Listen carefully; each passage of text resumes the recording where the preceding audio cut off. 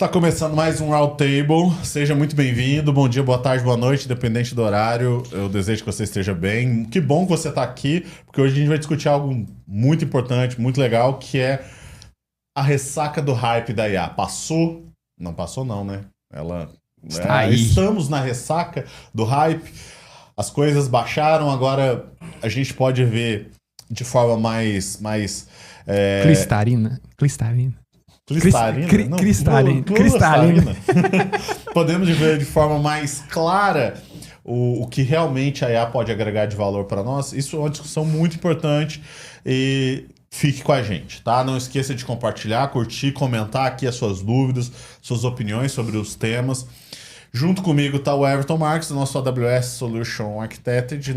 O Saulo também, nosso recém-certificado Solution Architect de Machine Learning. Como que é o título? Especialista. Machine Learning Specialist. Especialista não, Special. Special em Machine Learning. Parabéns, Saulo.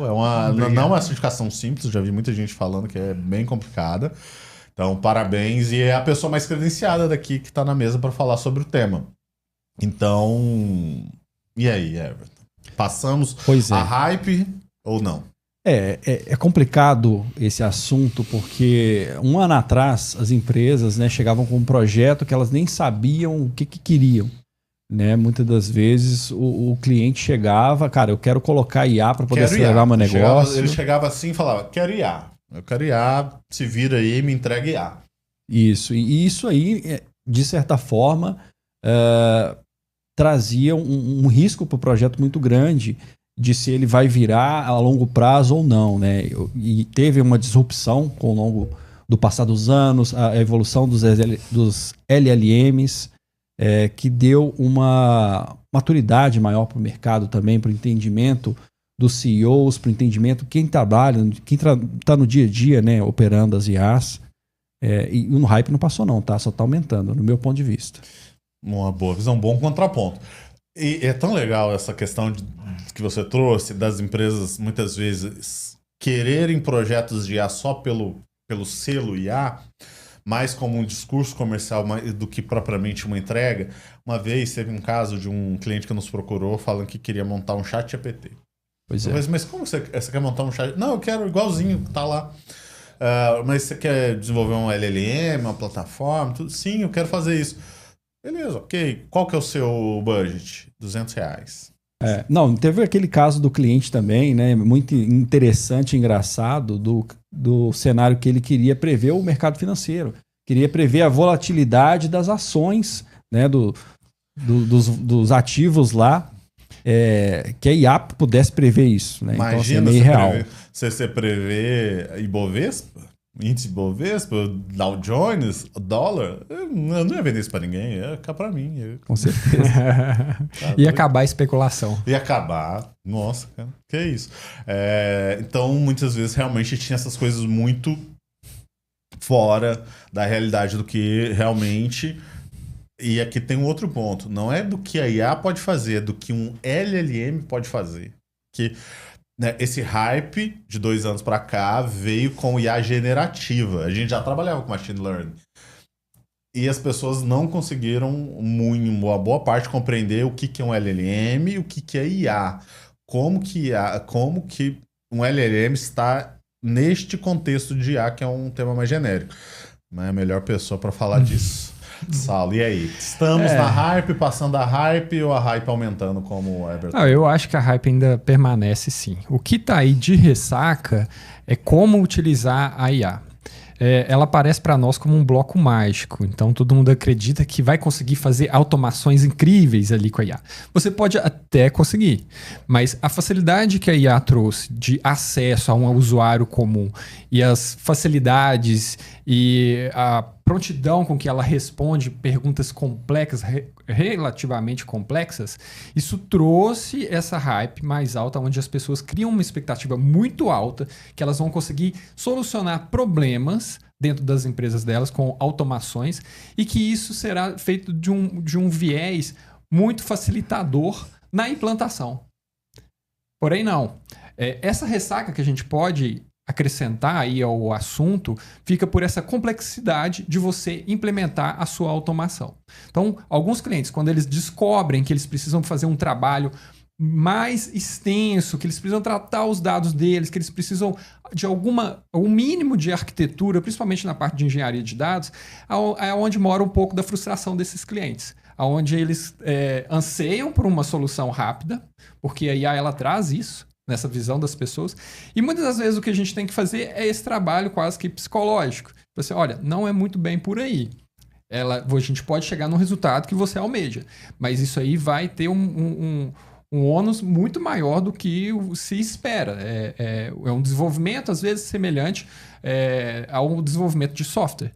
Então, a gente precisa fazer um desenvolvimento maior para que a IA te sirva de acordo com aquilo que você almeja aí de resultado dentro da sua empresa. O que a maioria das pessoas espera é uma automação, que ela consiga automatizar os processos. E isso a gente compreende, que é o que todo mundo quer, que algumas tarefas ali que estão repetitivas, ou você tem uma base de dados muito grande e você tem uma dificuldade muito enorme de achar a informação. Então, o LLM ele vai lá e busca mesmo essa informação de uma forma muito facilitadora. E isso traz um ganho. Isso traz a quem está ali no dia a dia, na sua empresa, um bônus muito grande. Com certeza. Tem essa questão da qualidade do dado também, né, Saulo? O cliente ele não entende que o dado ele tem que ter uma qualidade aceitável para que as LLMs possam consultar esse dado e trazer resposta satisfatória para eles, né? Perfeitamente. O que eu costumo dizer quando você trabalha com dados, quando você vai trabalhar com IA, quando você vai trabalhar com BI, quando você precisa de alguns dashboards, quando você precisa de uma base de dados para alimentar uma segunda aplicação, uma segunda função, você tem que tratar esses dados. E com a IA não é muito diferente. Para ela conseguir trazer aquela resposta que você precisa trabalhar esses dados. Onde está essa informação? Onde estão esses dados? O grande facilitador hoje se comporta em documentos. Os LLMs eles trabalham muito bem com documentos. Uma camada como o próprio nome diz, né? O modelo de linguagem. Né? Modelo de linguagem. E a complexidade mora hoje nas consultas de SQL. Então, são muitos clientes que aparecem, que têm seus bancos, que precisam de consultas SQL. Elas estão em dados rotulados, em bancos colunares, em bancos, né, de dados comum, né, que a gente conhece, que utiliza a forma de SQL como recuperação da informação, e o LLM ele vai ter que fazer essa execução. Então, ali mora uma camada de complexidade. Eu acho assim que a hype ela não está passando, mas as pessoas estão ficando mais sóbrias com, primeiro, o propósito de o que é um LLM, o que ele faz, o que é a generativa, o que ela se propõe. Como o Saulo falou, é um modelo de linguagem, ele lida muito bem com documentos, com linguagem. Mas se você vai para uma parte estatística e matemática, não é o propósito. Cálculo já é mais difícil. Já não é o que a gente pode acrescentar nesse processo de amadurecimento do mercado em relação à utilização dos LLMs e da IA primeiro momento, os clientes chegaram para nós e queremos saber como funciona essa IA. Bem como você falou no início, né? Todo mundo não sabe nem o que vai fazer, o que ela faz. Pela facilidade, todo mundo acha que é fácil, que é simples de fazer a implantação. Não. E agora a gente está nesse momento onde as pessoas estão ficando mais sóbrias e estão entendendo e compreendendo um pouco melhor como utilizar o LLM. E a própria utilização da IA generativa está evoluindo também. Eu falo na parte de construção de agentes. Né? Você tem, não é só o chat GPT puro que você vai utilizar agora. São novos conceitos surgindo. Exato. Você tem a questão dos agentes, né, que é alguma coisa, algum processo que você tem de maneira repetitiva, que você consegue colocar uma IA lá entendendo e tomando alguma ação em cima daquilo ali de maneira autônoma, né, para poder acelerar os seus processos e fazer alguma tarefa que muitas das vezes é um pouco morosa. Né? E isso aí, o mercado também está absorvendo essa nova utilização da IA, que é uma evolução natural que está acontecendo, mas a implantação desses agentes é um desafio aí para o mercado. Alguns pontos que vocês trouxeram que são importantes no que eu vejo no mercado. Primeiro, viu-se muito no início projetos de IA que tinham a pretensão de substituir código.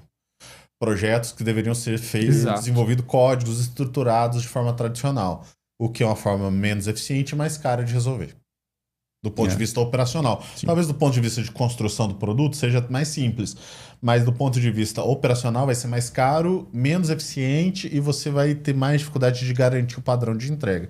Porque essa é uma outra questão também. Boa parte da complexidade de construir um agente de IA para cumprir um determinado processo, ter uma entrega, é você padronizar essa entrega, padronizar esse formato e esse resultado. Exato. Porque a maioria dos LLMs tem um componente de aleatoriedade na resposta, né? Ele já, por fundação, ele é feito para ser aleatório na forma de responder, para que você tenha ali um componente de propriedade intelectual, enfim. Então, tem esse fator também. O outro, segurança. As empresas começaram a perceber, pô, será que se eu colocar minha base de dados toda no LLM, que eu não tenho, não sei como está sendo tratada essa informação, como vai ser o acesso? Como vai ser o se ela está sendo usada para treinar, né, em cima do seu dado. Né? Essa informação está sendo usada para treinar o LLM. As pessoas que precisam ter acesso a essa informação estão tendo acesso de forma adequada? Por exemplo, coloco lá a folha salarial de uma multinacional. Aí todo mundo sabe o salário do CEO, do gerente, do diretor. E isso pode gerar problemas, né? Aí, enfim. Então, acho que as pessoas ficaram um pouco mais conscientes sobre de fato, quais são os propósitos. E aonde eu acho que agora começam a surgir os projetos reais de impacto real. Porque uma boa parte do desafio, o Saulo sabe muito bem disso, que é você tirar um resultado de uma determinada consulta feita por uma IA, por um agente, e transformar aquilo numa ação no mundo real. Por exemplo, eu tirei um dado estatístico aqui de vendas, como que eu levo isso para o meu CRM, como que eu levo isso para as minhas aplicações. Aqui, que muitas vezes é até mais complexo do que desenvolver o próprio agente, né? Essa integração. Integrações, exatamente. Então, assim, não adianta você achar que IA vai resolver problemas de código e de software. Não vai. Ela vai trazer outras demandas, inclusive, né? De integração, de segurança, de padronização, que uma vez você desenvolve um hardware, desenvolve um software, ele está programado ali para ter um input, um output, e ele vai entregar aquilo. Com certeza. O LLM não. O objetivo é trazer valor para o negócio, né? Se de alguma forma você conseguir ou reduzir tempo de homem-hora, ou reduzir, melhorar a questão de padronização de processos. Saulo, aproveitando o tema e a sua recém-certificação tirada, me fala aí como que foi a experiência dessa certificação de Machine Learning. Cara, uma experiência incrível. É uma Machine Learning, né? A Specialty. Foi a certificação que eu tirei agora, essa semana, né? É complexo o tema, claro. Ele é uma especialização. Difere das outras certificações disponíveis agora da AWS, que são mais ligadas... Ela é bem recente, né? A Machine Learning? Não, ela está aí tá há mais tempo, né? Porque teve a Data Analytics de SAP, são as certificações que saíram no início de 2024. E aí o que permanece hoje é Security e Network, né? E Machine Learning, como Specialty. Então, assim, ela difere das outras certificações. A AWS agora ela tem trabalhado um pouco para essa área de dados, onde ela acrescenta de Associate no ano de 2024, ela acrescenta ali ao final do ano Machine Learning de Associate e Engenharia de Dados de Associate. No caso da espécie de Machine Learning, ela infere muito a parte de Engenharia de Dados. Claro que ela vai ter o assunto específico dela, que é a modelagem dos dados e, claro, a modelagem do problema ali para você escolher qual algoritmo que vai ter a função exercida de acordo com o seu caso de uso. O que difere isso em relação à IA é que você tem um algoritmo específico para você chegar num resultado específico. Eu quero que esse algoritmo me dê essa resposta, essa previsibilidade. No caso da IA, não. No caso da IA, eu posso utilizar ela para N tipos de problemas, certo? E aí, respostas menos precisas, né? É respostas menos precisas. Eu, quando faço a utilização do machine learning, eu preciso ter uma acurácia mínima, aceitável. Não que na IA você não precisa. Pelo contrário, você precisa também. Segue a mesma lógica. Eu ali, como quero fazer uma automação, quero fazer recuperação de alguma informação dentro da minha base, eu preciso que aquela informação seja assertiva, ela precisa ser certa, correta. Em determinados casos, principalmente se você for utilizar a IA para a área da saúde, isso não admite erros. Você não pode ter erros, você precisa da informação correta. Então, é uma coisa sensível. E no machine learning, em especial a prova, não incide conteúdo de IA, no caso da AWS, é bem específico para o machine learning. Tem a parte muito de engenharia de dados, especialmente os recursos e serviços da AWS, onde você tem a implantação e a operação. Então, se tem algum serviço sobre isso, então vai cair algumas questões sobre a documentação, são relativamente complexas, mas é a parte de arquitetura, faz parte da certificação. Mas é interessante. E aí a parte de modelagem é específico do campo mesmo, de machine learning, que excede o conhecimento daquilo que você tem dentro da AWS. Você tem que ter aquele conhecimento. Então, por isso que voltando ao que eu falei no início, ela difere das outras certificações nesse parâmetro. Que você tem que ter quase... Algumas pessoas falam que é quase como se fosse uma pós. Eu tive algumas disciplinas dentro do meu curso de engenharia de computação muito semelhante à de machine learning. A gente estuda alguns algoritmos, mas para a certificação ela vai um pouquinho mais além. Mais, né? Além da de machine learning, tem uma de IA generativa específica, não tem? Acho que ela é Pro. Não, hoje só a Practitioner. Só tem a Practitioner? Só a Practitioner. Ainda o que a gente tem de certificação é a competência de IA. A competência de IA, que é da empresa, né? Achei que tinha uma de IA generativa. Não, a Practitioner de IA, e aí assim, né, o que eu fiz algumas questões, inclusive, supostamente, possivelmente premeditando, se caísse alguma questão de IA na prova, então eu fiz simular da Practitioner de IA. Então, eu vi que eu também já tirei a Practitioner, a Cloud Practitioner, e ela difere muito uma da outra, novamente. E é uma questão, a Practitioner de IA, ela tem algumas questões, inclusive, que abordam, obviamente, a lógica do machine learning. Ela tem questões ali, alguns simulados conceitos, eu vi, que tem questões que abordam a documentação de serviços utilizados para o machine learning. Então, ela difere muito. Ela tem uma lógica de entendimento muito além da Practitioner comum, que é um pouco mais comercial. A Practitioner é uma certificação que ela está no nível de produto, né? Ela está muito no nível... A Practitioner já diz que ela desce um pouquinho mais em conceitos fundacionais, assim. Mas, normalmente, a Practitioner normal, né? Sim. Ela está no nível de catálogo AWS, para você entender melhor os produtos e como que eles interagem, abordagens para resolver alguns problemas dentro do catálogo AWS. A de IA dizem que entra um pouquinho mais na camada fundacional, mas acredito que ainda assim seja no nível muito superficial. Ela tem, comparado com a de machine learning, né, guardado as devidas proporções, tem a parte de serviços, mas tem a parte de conhecimento. Sim. De IA. Você tem ali, você começa a entrar ali nos conceitos básicos de vetorização, de embeddings, que você começa a entender isso. E isso na de machine learning tem os algoritmos que fazem esse serviço, que fazem essas utilizações. Então, assim, dependendo do que você precisa executar e fazer, se você precisa fazer um embed, você tem aqueles algoritmos que fazem aquela função. Então, você tem que saber quais algoritmos fazem isso. E aí é conceito, né? Não é produto, é conceito. Exato. Você sabe uma outra certificação que me falaram que é muito difícil? É a de banco. A Pro de banco, de RDS. Porque aí você tem que conhecer todas as engines que estão dentro do RDS. Essa daí é uma... Já também saiu do portfólio. Já saiu? Saiu do portfólio também. Mas, de fato, sem dúvida, é uma complexidade alta, banco de dados. E esse é um salto muito grande que dá de Associate para Pro Specialist, né? Você tem que se aprofundar muito mais no tema e não é uma prova sobre produto, é uma prova sobre principalmente conceito. Então, assim, quem consegue tirar a certificação Pro Specialist realmente tem que compreender muito não só dos produtos da AWS, mas sim dos conceitos que envolvem a operacionalização daquele produto. Igual o Saulo trouxe aqui, né? Você tem que conhecer os algoritmos, você tem que conhecer os métodos.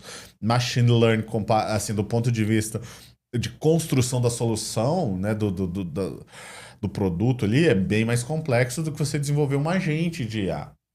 Quando você desenvolve um agente de IA generativa, você trabalha muito na camada do prompt ali, das instruções que a IA tem que cumprir, e as integrações, aí entra na parte de modelagem de dados, que termina indo para outra área, que é a área de engenharia de dados. Aí já não é nem a parte de IA generativa mesmo.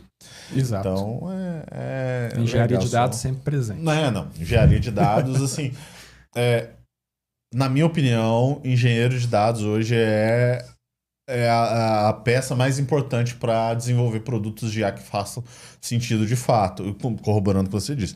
Muitas vezes existem situações assim, eu quero um agente de IA para me falar aqui qual que é o meu ciclo de vendas, mas o cara não tem o dado de quando ele começa a interagir com o cliente, quando ele termina aquela venda. Então, como que a IA vai tirar essa informação?